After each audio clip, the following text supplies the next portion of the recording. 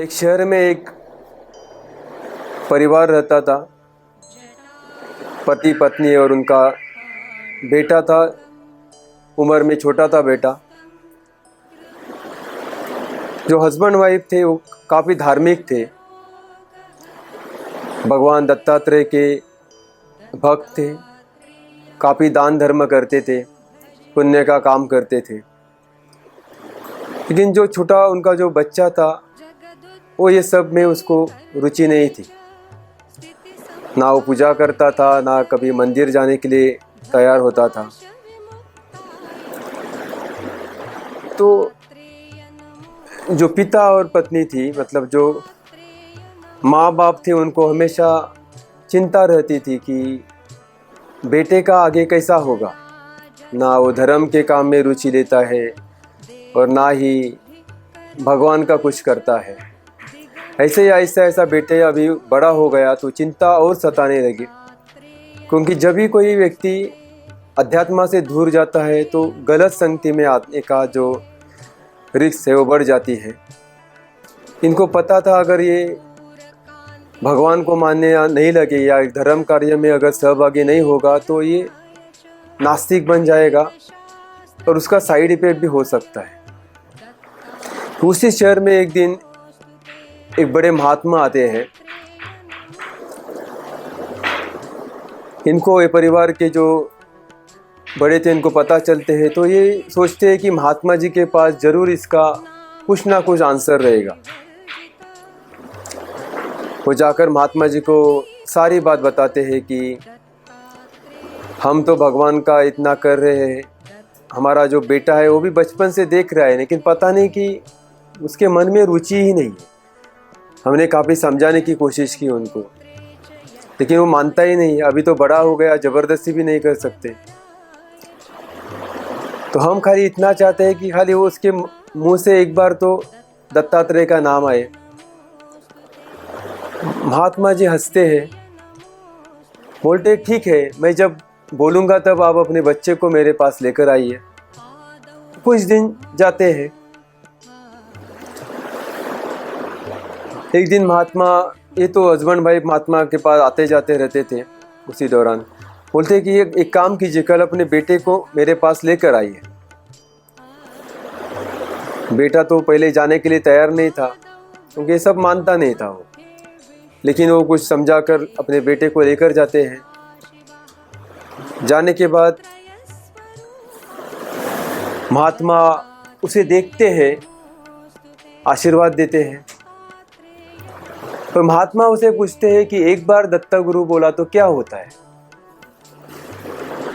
वो बेटा अपने माँ बाप को देखता है, महात्मा को देखता है, बोलता है ऐसा कि ये क्या सवाल है करके। वो उल्टा सवाल महात्मा को पूछता है कि एक बार दत्ता गुरु बोला तो क्या होता है। ये दत्ता गुरु का नाम अपने बेटे के मुंह से सुनकर माँ पिता तो खुश हो जाते हैं।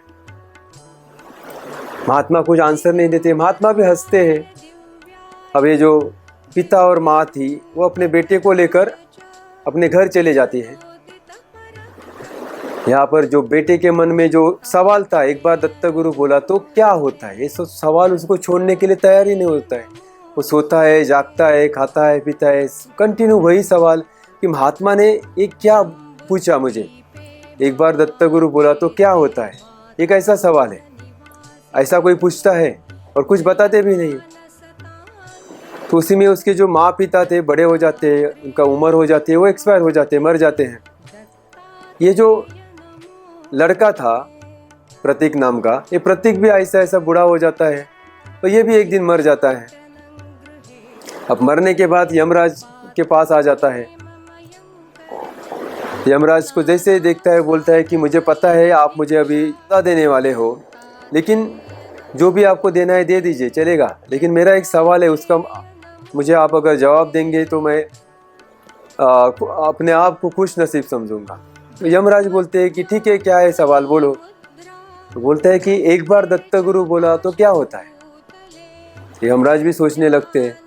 यमराज बोलते हैं कि दत्तात्रेय को तो मैं जानता हूँ, लेकिन एक बार दत्ता गुरु बोला तो क्या होता है ये तो मुझे पता नहीं। शायद इसका जवाब ब्रह्मदेव जरूर देंगे, कि सृष्टि के निर्माते हैं तो उनको पास इसका जवाब जरूर रहेगा। तो ये जो प्रतीक था वो बोलता है वो तो ठीक है, हम ब्रह्मदेव के पास जाते हैं, लेकिन आपको मेरा जवाब नहीं आया तो मुझे आपको पालकी में बिठा कर लेकर जाना पड़ेगा। अभी ब्रह्मदेव के पास दूसरा कोई ऑप्शन नहीं था। वो बोलते ठीक है, वो पालकी में बिठाते हैं और पालकी में उसको प्रतीक को लेकर ब्रह्मदेव जी के पास लेकर जाते हैं। ब्रह्मा जी जैसे ही वहाँ पर जाते हैं, प्रतीक ब्रह्मदेव को प्रणाम करता है, पूछता है कि मेरा एक सवाल है, मैं चाहता हूँ कि उसका जवाब आप दें। वो बोलता है कि एक बार दत्तगुरु बोला तो क्या होता है। ब्रह्मदेव भी चकित हो जाते हैं सुनकर। वो बोलते हैं मुझे भी इसका जवाब नहीं है मालूम, मुझे लगता है इसका जवाब विष्णु भगवान को जरूर पता होगा। तो प्रतीक बोलता है ठीक है, आपको भी मेरा जवाब नहीं आया तो आपको भी अभी पालकी को सहारा दो लगते हैं ना, पालकी को वही तो पालकी आपको भी उठानी पड़ेगी। तो ब्रह्मदेव जी हाँ बोलते हैं। अभी एक साइड में ब्रह्मदेव, एक साइड में यमराज पकड़कर पालकी में बैठा हुआ प्रतीक को लेकर विष्णु भगवान के पास चले जाते हैं। पालकी को विष्णु भगवान के सामने उतारा जाता है। प्रतीक पालकी से बाहर आता है। जैसे ही आता है तो प्रतीक और ये तीन दोनों आने का कारण विष्णु भगवान को तो पता ही था, तो हंसते हैं और बोलते हैं कि क्या हुआ। उसी दरम्यान प्रतीक विष्णु भगवान को बोलता है कि मेरा एक सवाल है जो यमराज जी को भी नहीं आ रहा है, ब्रह्मदेव जी को भी नहीं आ रहा है, तो मैं चाहता हूँ उसका जवाब आप मुझे दे दो। विष्णु भगवान पूछते हैं बोले वो क्या है। वो बोलते हैं कि एक बार दत्तगुरु बोला तो क्या होता है, ये मेरा सवाल है, इनको तो नहीं आ रहा है, तो आप मुझे इसका जवाब दे दो। अब विष्णु भगवान भी बोलते हैं इसका जवाब तो मुझे भी पता नहीं। तो प्रतीक बोलता है तो अब कैसे मिलेगा मुझे जवाब। तो विष्णु भगवान बोलते हैं कि शिव जी को तो इसका जवाब जरूर पता रहेगा, हम सब शिव जी के पास जाते हैं। तो प्रतीक बोलता है विष्णु भगवान को आपको भी मेरा जवाब नहीं आया तो आपको अभी मुझे पालकी में पंखे से हवा देनी है। तो राजी हो जाते हैं क्योंकि जवाब नहीं दे पा रहे थे।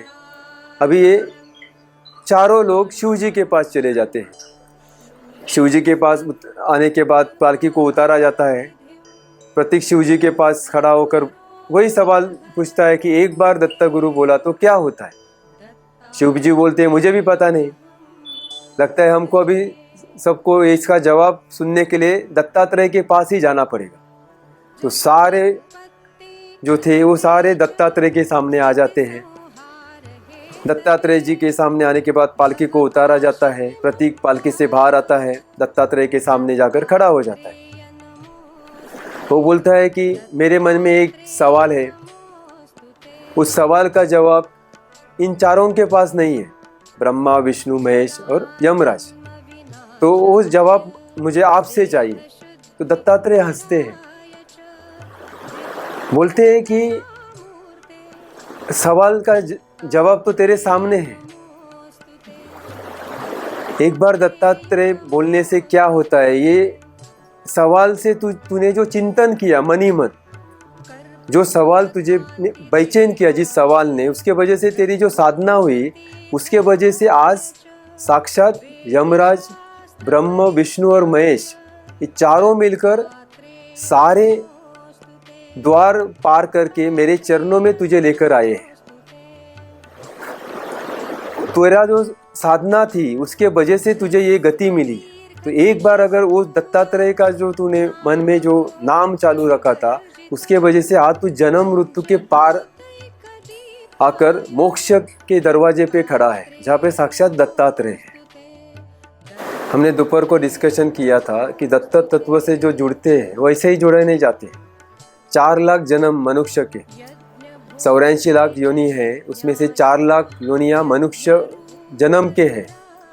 और उसमें से जब भी वो समय आ जाता है कि आप उसके पार चले जाए, मोक्ष के द्वार तक चले जाए, तब आप इसे ऐसी हायर ऊर्जा से जुड़ जाते हो।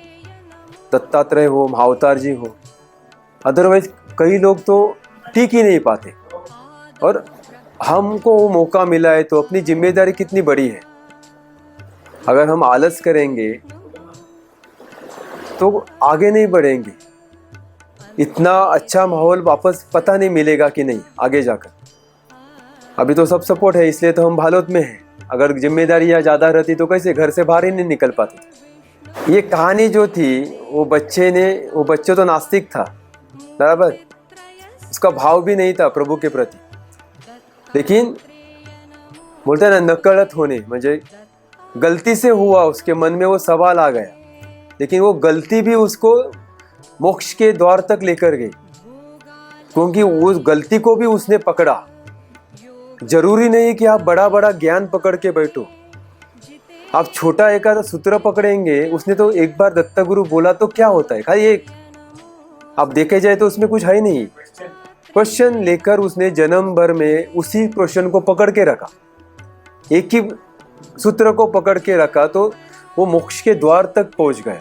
साक्षात दत्तात्रेय के सामने और कौन लेकर गए, जो निर्मिति, मेंटेनेंस और सहार के देवता है और वो मृत्यु के देवता है यमराज, वो लेकर उसको उधर तक लेकर गए। तो ये जो है, ये हम जरूरी नहीं कि बड़ा कुछ भक्ति किया जाए या कहीं और जाकर कुछ किया जाए, जो भी है, लेकिन उसमें पूरा डुबकी मार दो। तो आज नहीं तो कभी नहीं, ये भाव जब करके हम छोटे सूत्रों को भी पकड़ेंगे तो भी पार हो जाएंगे।